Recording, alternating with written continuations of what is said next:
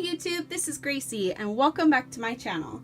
So today's video is inspired by the movie Tangled and also for the new TV movie Tangled Before Ever After.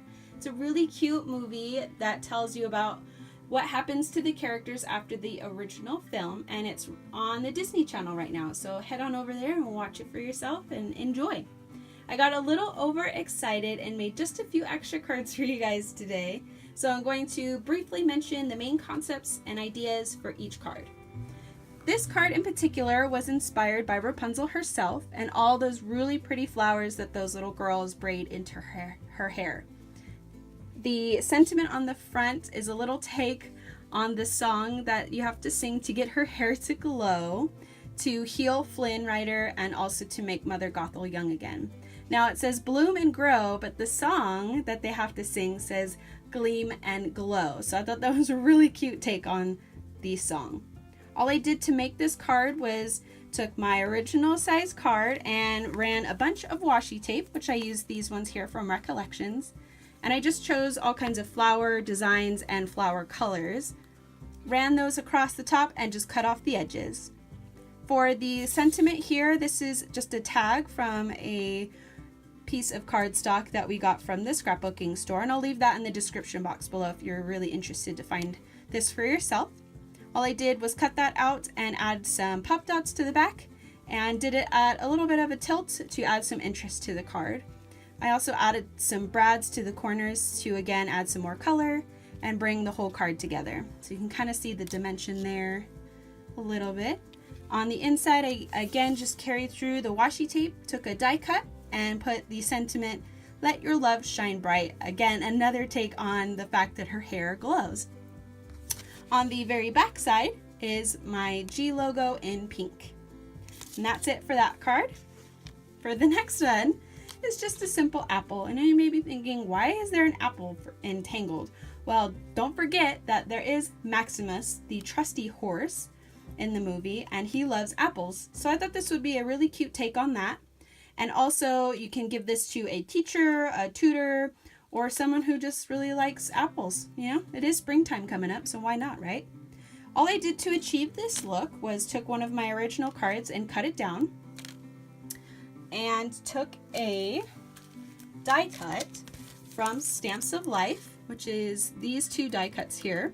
I also used this stamp collection from the same company, and this actual stamp collection I used the sentiment on the inside of the card, which I'll show you in just a minute. So what I did to actually get the color of the card was took this stamp in a Memento ink pad, which was red, and I'll again put that in the description box.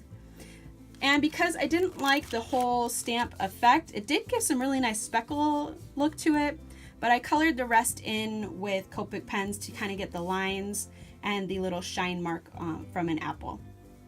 To get the border, I just used these two die cuts paired together. Once that was cut out, I took a little Sharpie marker and colored in the black with some more Copic pens to color in the brown of the stem. And again, used the die cut to get the little leaf and colored it in with Copic pens. Now I wanted to have the border of it raised, and I didn't have any pop dots that were skinny enough. So instead I did layer after layer of dimensional glue. Now if any of you guys have any tips and tricks for me for something this skinny, let me know in the comment section down below, because that would be much appreciated.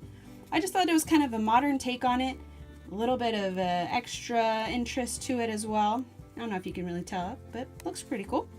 On the inside, again, like I said, I used the sentiment from the same stamp collection, and it says, just because you find one bad apple doesn't mean you should give up on the whole tree.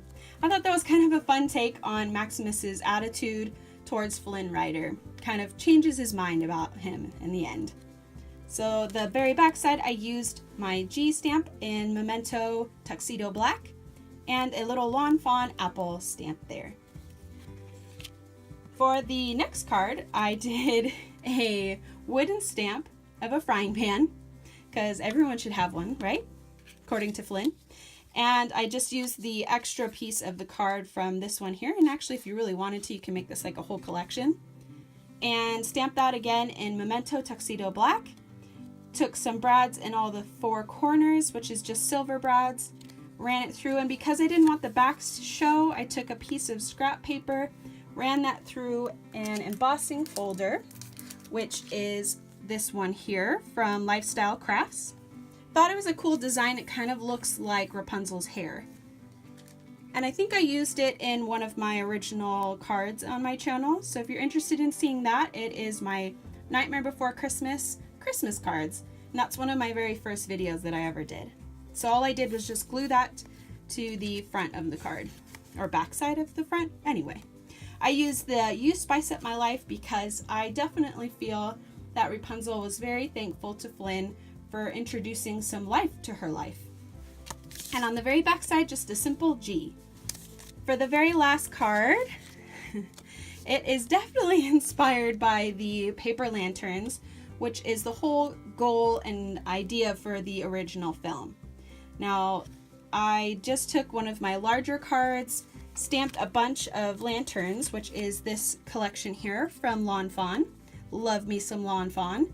Took this square lantern, just stamped a bunch all over the front of the card, colored it in with some Copic pens, and then I also took a bunch of the same stamp on a white piece of cardstock, tried out the different color schemes before I even colored in the card there, just so I can figure out, how I wanted it to look. Cut those out. I didn't have the die cut for it, so I just fussy cut those, and pop dotted just a few of them on the tops. These little ones are all pop dotted onto the top. Also the background I colored in with Copic pens.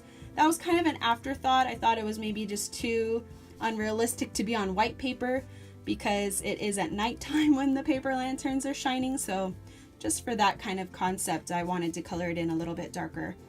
And I don't know if you can see it in the video, but there are some little tiny swirls throughout the whole background.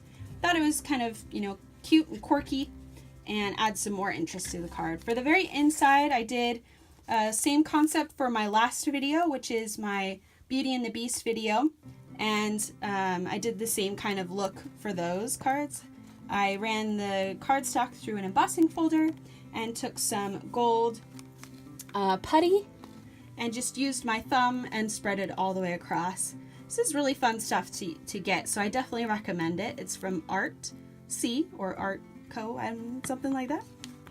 And it's a lot of fun to play with, so I thought that was kind of a cool take on the paper lanterns once again.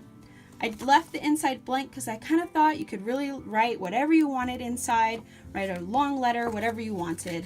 And on the back side, just a simple G with, again, another one of my extra little paper lanterns glued to the inside of the G.